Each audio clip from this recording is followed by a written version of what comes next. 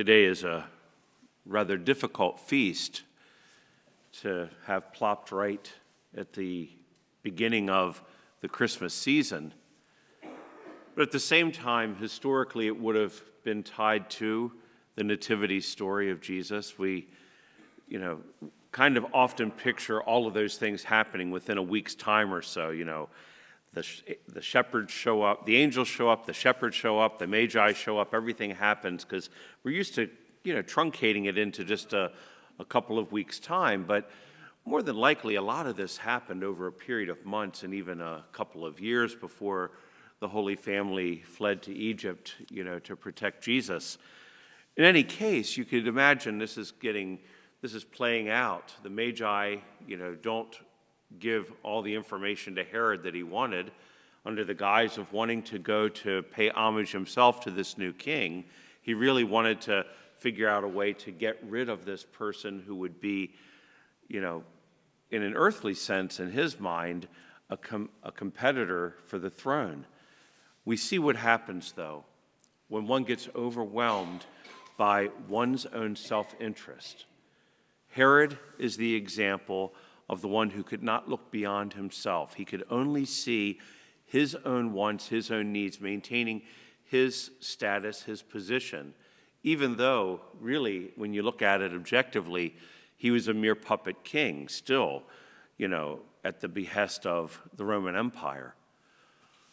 As we celebrate this feast today, I think it's one thing that we can draw from this is, in terms of his actions, there was a disregard for the dignity of human life. He only saw his life as holding that dignity or that right. It was what he wanted. And so he saw Jesus as being someone who was going to inconvenience him, displace him. As we know historically, that wasn't going to happen anyway. But this was the perspective that he was operating out of. I think it comes to us as, a warning just for ourselves to not get so consumed with holding on to what we have, what we want, what we need, what our own convenience might be. I believe more and more we find ourselves as a culture that will find ourselves getting offended by anything that might challenge us. And so often, those things that might challenge us might very well be our paths towards grace and redemption when you think about it.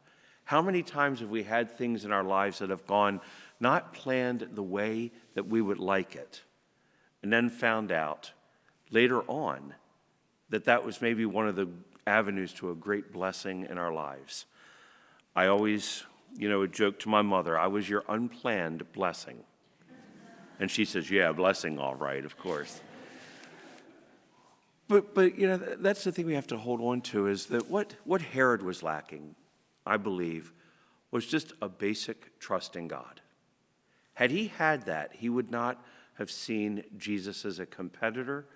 He would have been one who could have welcomed him just as enthusiastically as the angels, the shepherd, the magi. But he couldn't do that. In our own culture right now, we need to be able to welcome life. We need to be able to see it for its dignity at all stages and conditions. Not in an angry way, not in this, way that we would say, we're going to go to all ends to, because sometimes we can get radicalized in our approaches sometimes. But by and large, if we could just see life as a gift, the unborn child as a gift, the mother of that child as a gift, the family that child to be born into as a gift, it can make us rather uncomfortable. How many, families mourn the loss of children through miscarriage or premature birth, and they don't live, and they mourn that. And we hear the echo of Rachel in the gospel today. How many more mourn the loss of children through abortion, that they felt that they had no other choice, or maybe even felt coerced into it? Because we have a culture that says, if you're not ready, don't do it. If you haven't planned this, you don't have to go ahead with it. We have many alternatives there, but I really believe it speaks to us to take on the example of Joseph. What did Joseph do? He heard the message that this child's life was in danger, and he rallied around Mary and Jesus and did everything he could to protect them.